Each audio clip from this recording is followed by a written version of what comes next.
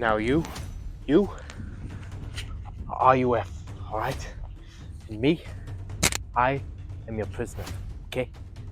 It's the only way for you to see your son again, Solomon, alright? Alright?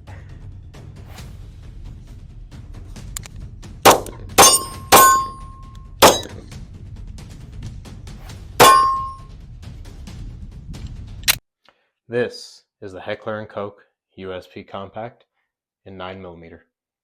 German, over-engineered, and cost more than my first car and my first marriage combined. But it'll outlive me, you, probably even the cockroaches after the nuclear war. Let's get into it. Let's take it way back to the early 1990s. Heckler and Koch sat down and asked themselves, how do we make a pistol that will survive the apocalypse, but also bankrupt the buyer? 1993, the USP, or Universal Self-Loading Pistol, was born. 3 years later, in 1996, H&K dropped the USP Compact, a pistol for law enforcement, military, and civilian shooters who needed something smaller, lighter, and compact, but still capable of surviving trench warfare or even the TSA baggage handlers.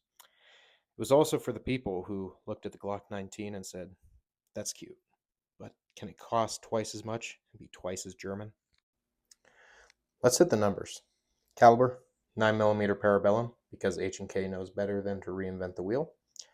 All lining up in a 13-round capacity flush fit magazine, with 1 in the chamber, giving the gun 14 overall. Overall length is 6.81 inches with a height of 5 inches and a barrel length of 3.58 inches and a total unloaded weight of 27 ounces. Small enough to conceal, as I do in this JX Tactical Fat Guy holster, but big enough to use it as a blunt force weapon if you were to run dry. For a little size comparison here, we'll bring in the USP's bigger older brother, who also happens to be on trend. As you can see, there's just a little bit of a difference, but the USP Compact, I'd say it's definitely average.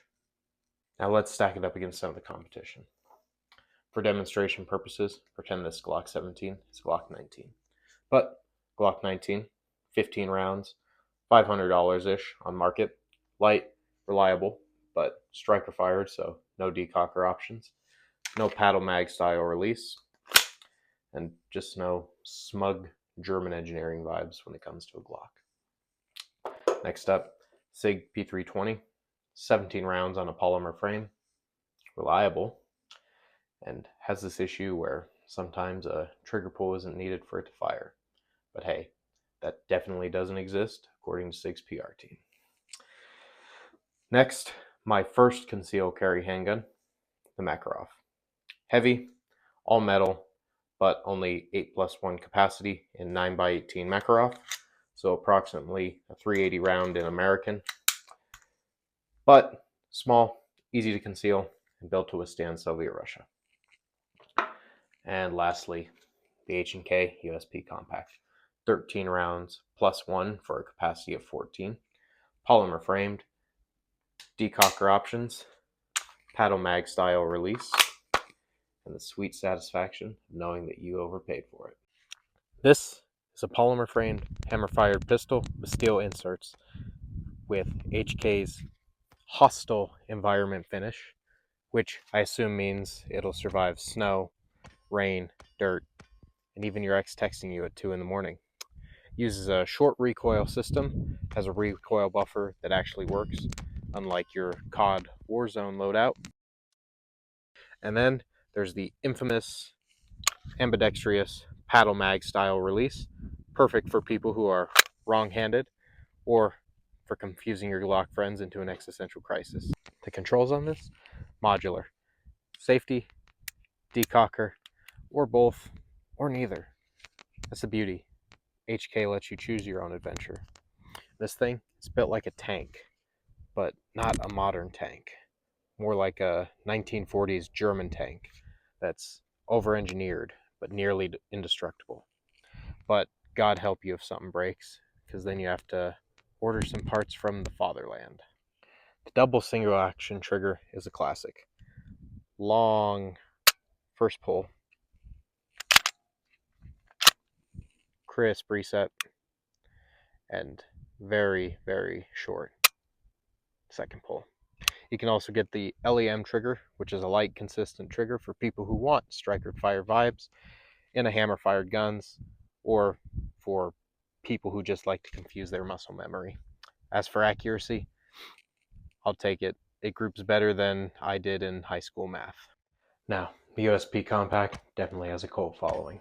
It's not the lightest, smallest, or cheapest 9mm on the market, but it might just be the most overbuilt. It's featured in multiple forms of media, from video games such as the Call of Duty Modern Warfare series, as well as Counter-Strike Global Offensive, and in movies such as Blood Diamond, starring Leonardo DiCaprio. And of course, there's the infamous HK slogan, because you suck and we hate you.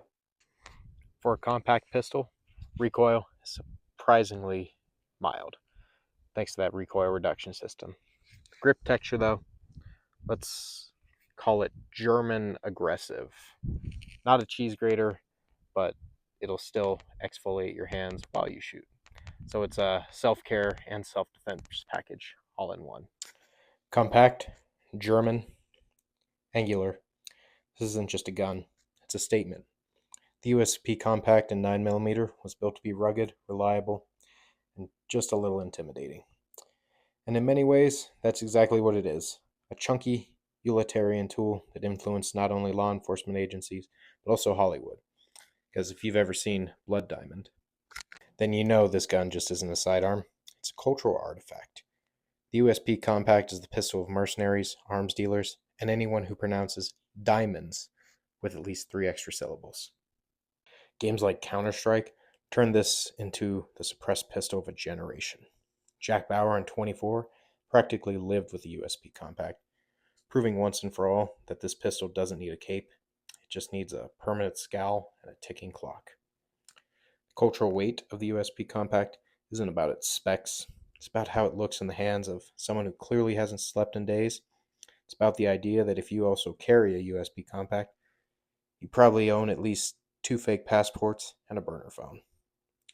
In reality, the USP Compact is just a very reliable, very German pistol that influenced the aesthetics of sidearms in the late 90s and early 2000s. It's not light, it's not sexy in some's eyes, but it became an icon. Because culture decided it was the gun of shadowy professionals, sometimes that's enough. If you want a pistol that's overbuilt, overachieving, and overpriced, the HK USP Compact is your gun. If you want affordable, you're in the wrong video. Be sure to like, subscribe, drop a comment if you own one. Or if you just came here to tell me that the Glock 19 is better. Either way, we can settle it on the range.